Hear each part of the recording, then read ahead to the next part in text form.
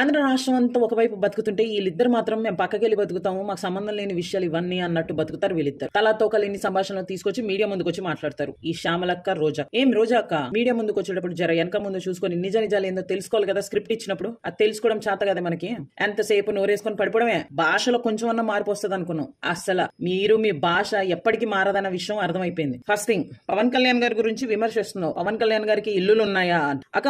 ఆయనకి ఇల్లులు లేవు, మీ మాదిరి ఇల్లులు ప్యాలెస్ లేవు. ఇల్లుంది ఆయన పిఠాపురంలో. చిన్న పిల్లోడిని అడిగినా పవన్ కళ్యాణ్ గారి ఇల్లు ఎక్కడుందని అడిగితే చిన్న పిల్లోడిని అడిగినా చెప్తారు. ఒక ఇల్లు మాత్రమే ఉంది ఆయనకి. మీకులాగా ఇల్లులు ప్యాలెస్లు లేవు. మీరు ఆ ఇళ్లలోంచి బయటికి అడుగు పెట్టలేకపోతున్నారు కాబట్టే ప్రజలు మిమ్మల్ని అక్కడ కూర్చోబెట్టారు. మీకు ఇది తెలుసుకోవడం నీకు చేత కాదు. ఎందుకంటే నీకు ప్రజలకి పరిపాలించే నాయకుడిని కనిపించడు. దోచేసుకునే వాళ్ళు, ప్రజల్ని మోసం చేసుకునే నాయకుడిని భజన చేసుకుంటూ కూర్చోవడం నీకు అలవాటు కదా. ప్రజల కోసం పాటుపడే నాయకుడు నీకు ఎలా కనిపిస్తారు? కనిపించరు మీకు. ఇంకోటి, పవన్ కళ్యాణ్ గారు సినిమాల గురించి మాట్లాడుతున్నావు. అది ఆయన వృత్తి. నువ్వు ఆ ఫీల్డ్ నుంచే వచ్చావు రోజక్క, మర్చిపోకు. అది ఆయన వృత్తి. కాకపోతే తేడా ఏంటంటే నీ వృత్తిలో నువ్వు సంపాదించుకున్న డబ్బులు నీ ఇళ్లకి, నీ పర్యటనలకి, నీ మేకప్లకి, వీటికి మాత్రం ఉపయోగించుకున్నావు. కానీ పవన్ కళ్యాణ్ గారు ఆయన వృత్తిలో పనిచేస్తున్న వచ్చిన డబ్బులు కూడా ప్రజల కోసమే ఖర్చు పెట్టాడు. ఛాలెంజ్ చేస్తున్నా నీకు, ఒక్క నాయకుడిని చూపించు. సొంత డబ్బులు పెట్టుకొని ప్రజల కోసం అంకితం చేసే నాయకుడిని నువ్వు చూపించు. నువ్వా వచ్చి మాట్లాడుతున్నావు పవన్ కళ్యాణ్ గారి గురించి? షూటింగ్ల గురించి నువ్వా మాట్లాడుతున్నావు? మీలాగా మాదిరి దొంగతనాలు, దోపిడీలు చేసే రకం కాదైనా.